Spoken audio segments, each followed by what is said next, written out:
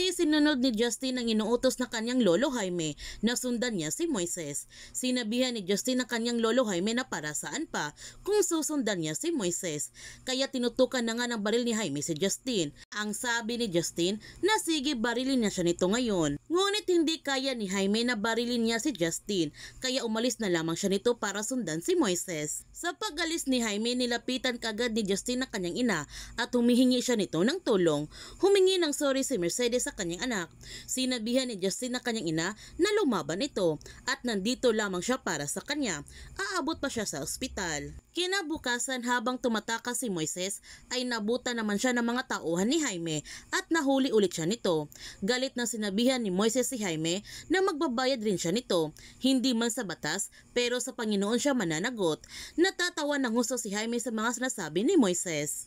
Papatayin na sana niya si Moises, ngunit biglang dumating ang mga pulis at kasama nila si Rafael. Sobrang nagulat si Jaime nung nakita niya si Rafael na isa itong buhay. Isa palang palabas ang lahat para mapaniwala nila si Jaime na sinunod talaga ni Rafael ang kanyang inuutos dahil alam nila na isang tuso talaga si Jaime at hindi ito susunod sa usapan. Sinabihan ni Rafael ang kanyang papa Jaime na sumuko na siya, pero hindi susuko si Jaime sa mga kapulisan at mas gugustuhin na lamang niyang mamatay kaysa makulong siya nito. Kaya dahan-dahan lumapit si Rafael sa kanyang papa Jaime para kunin ang kanyang baril para hindi ituloy ang pinaplano nito. Ngunit isa talagang tuso si Jaime dahil binaril niya si Moises. Buti na lamang hindi matindi ang tama ni Moises. Sinuntok agad ni Rafael ang kanyang papa Jaime at sinipa rin ito ni Moises. Sinabihan ni Jaime si Rafael na patayin na siya nito ngayon.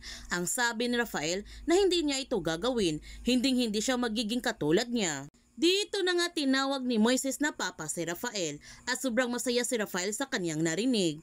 Ang akala nilang lahat na nahuli na nila si Jaime pero hindi pa pala dahil may kakampi pa rin si Jaime sa mga kapulisan at tinakas siya nito. Pumunta naman si Jaime sa opisina ng kanyang ama para kunin ang lahat ng kanyang kayamanan pero nandoon pala si Elazar dahil alam niya na dito pupunta ang kanyang kuya Jaime. Sinabihan niya ang kanyang kuya Jaime na alam niya na wala itong balak na sumuko o humingi ng tawad kaya bibigyan niya ito ng 1 minuto para hakutin ang lahat ng kanyang kayamanan at hahayaan niya itong tumakas. Ngunit kapag lumagpas siya ng 1 minuto, huhulihin na siya ng kanyang mga kapulisan. Kaya nagmamadali na nga si Jaime na kunin ang lahat ng kanyang pera para makatakas na siya nito.